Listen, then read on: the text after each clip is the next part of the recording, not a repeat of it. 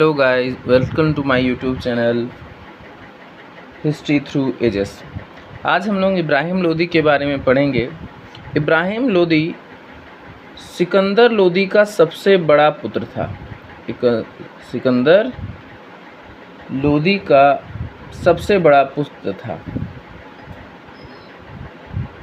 इब्राहिम लोदी 1517 में गद्दी पर बैठता है सिकंदर लोदी की मृत्यु के बाद। इब्राहिम लोदी 21 वर्ष का था, 21 ईयर ओल्ड, जवान खून था और इसलिए वो नोबेल्स को ह्यूमिलिएट कर देता था। ह्यूमिलिएट करना, अपमानित करना, उन नोबेल्स को मार देना जो उसके खिलाफ कॉन्स्पिरेसी करते थे, ये सब आम बात थी। इसी कारण ज़्यादातर नोबल इब्राहिम लोदी से बहुत खफा रहते थे। इनमें से एक अफ़गान के गवर्नर दौलत खान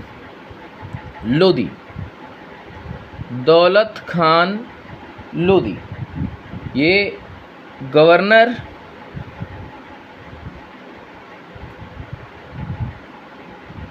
थे पंजाब के। जब इन्होंने देखा कि इब्राहिम लोदी हर चीज़ अपने ही कंट्रोल में करना चाह रहे हैं, मतलब उनकी सेंट्रलाइजेशन टेंडेंसी है। कैसी टेंडेंसी है? सेंट्रलाइजेशन टेंडेंसी है, तो वो उसको अपोज करने लगे। लेकिन इब्राहिम लोदी 21 वर्ष के थे और किसी की कुछ सुनने को तैयार नहीं थे। तो इस हालात में दौलत खान लोदी ने बाबर को भारत में इनवाइट किया। बाबर अपनी किताब बाबरनामा में लिखते हैं कि बाबर को इनवाइट करने का श्रेय 2 लोगों को जाता है, या बाबर को भारत में आने का श्रेय 2 लोगों को जाता है। एक राणा सांगा और एक दौलत खान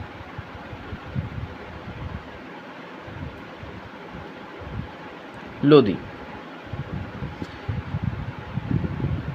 राणा सांगा और दौलत खान लोदी दोनों ने एम्बेसीज को भेजा और बाबर को भारत में बुलाया। बाबर खुद भारत आना चाहता था। Babur was attracted toward India due to its rich wealth. Babur खुद भारत आना चाहता था और वो अच्छे मौके की तलाश कर रहा था कि मुझे अच्छा मौका मिले ताकि मैं भारत आऊं। कारण क्या थे? Rich wealth. उसने देखा कि तैमूर जब भारत आया तो तैमूर का बाबर का पूर्वज था। तैमूर जब भारत आया तो दिल्ली से इतना पैसा लेकर के गया जिससे उसने अपनी कैपिटल को इतना सजा लिया, इतने आर्किटेक्चर बनवा लिए। तो बाबर को ये चीज़ बहुत अच्छे से पता था कि भारत में पैसा बहुत है, रिच गोल्ड बहुत है, और इसी कारण से वो भारत आना चाहता था।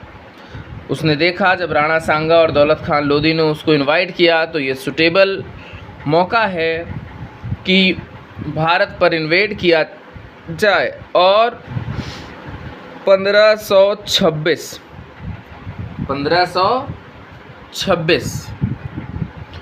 अगर हम देखें तो इसको हम 20 अप्रैल 1526 लिख सकते हैं।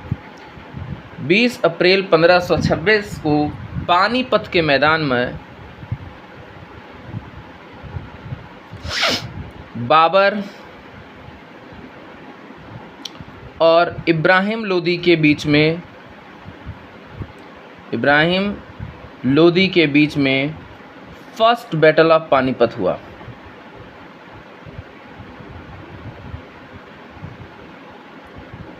First battle of Panipat was for between Babur and Ibrahim Lodi. हम अभी सबसे पहले ये जानेंगे कि पानीपत ही क्यों? क्या कहीं और मैदान नहीं थे या कुछ और स्थान पर नहीं हो सकता? देखिए, अगर हम इंडिया का मैप देखें तो अगर ये कश्मीर वाला रीजन है,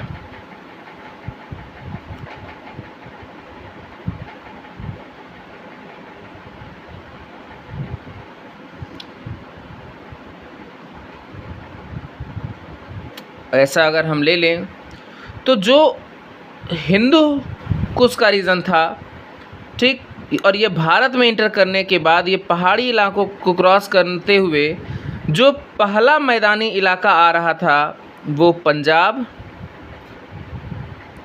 हरियाणा, यही दो इलाके थे जो मैदानी इलाके थे। इसके अलावा सब पहाड़ी इलाके थे और पहाड़ी इलाकों पे युद्ध नहीं लड़ा जा सकता था। और दिल्ली से सटा, दिल्ली की गद्दी पर अगर कोई बैठा है तो उसके आसपास दो ही मैदानी इलाके दिख रहे हैं, पंजाब और हरियाणा। और इसी कारण से पंजाब में है पानीपत।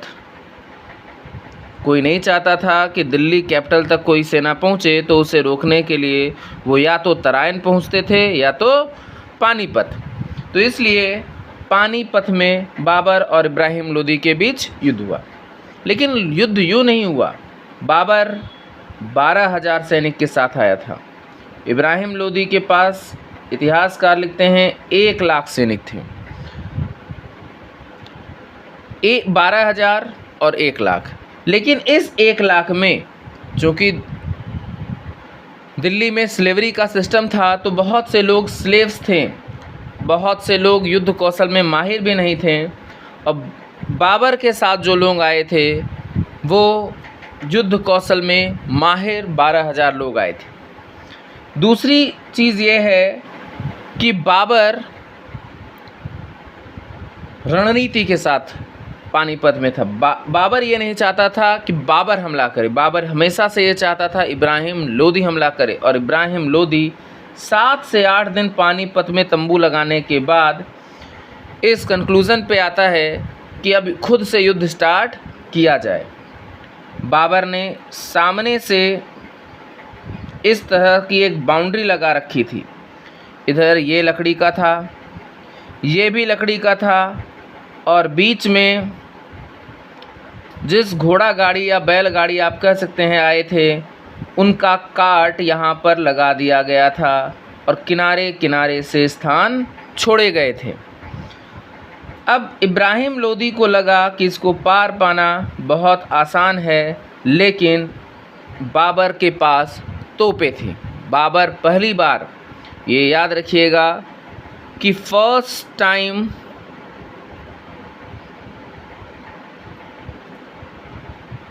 जो तोपों का इस्तेमाल किया गया था वो बाबर के द्वारा किया गया था। Gun powder, use of gun powder and artillery. Artillery और गन पाउडर का इस्तेमाल सबसे ज़्यादा अगर सबसे पहले किसी ने किया था तो वो बाबर ने किया था।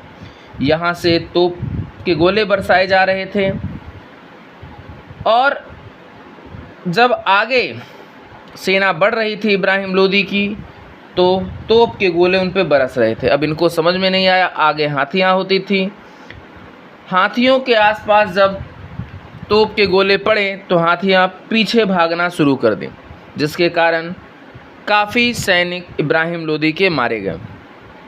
इधर भगदड़ मचा ही था कि दो तरफ से सेना बाबर की इब्राहिम लोदी की सेना को घेर लेती है और बीच में ही ख़त्म कर देती है।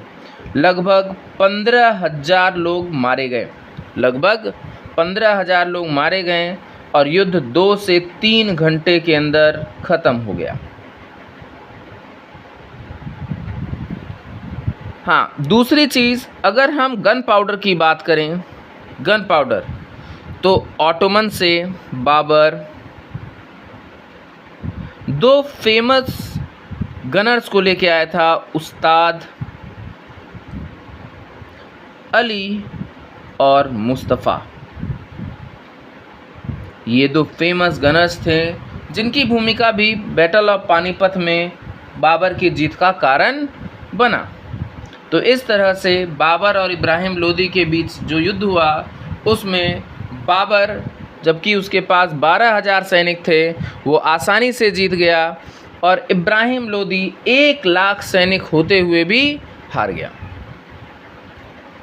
ये हम कह सकते हैं कि बाबर का कॉन्फिडेंस ही था, या एक तरह से हम कह सकते हैं जज्बा ही था, जिसके कारण वो इतने सैनिकों को देख के घबराया नहीं, बल्कि उसने युद्ध जीत लड़ा और युद्ध का परिणाम भी उसके अनुकूल हुआ।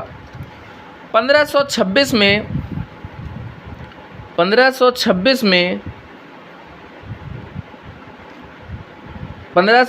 में पानीपत का मैदान जीतने के बाद बाबर दिल्ली आता है, खुद को राजा घोषित करता है और यहाँ से मुगल डायनेस्टी का फॉर्मेशन होता है।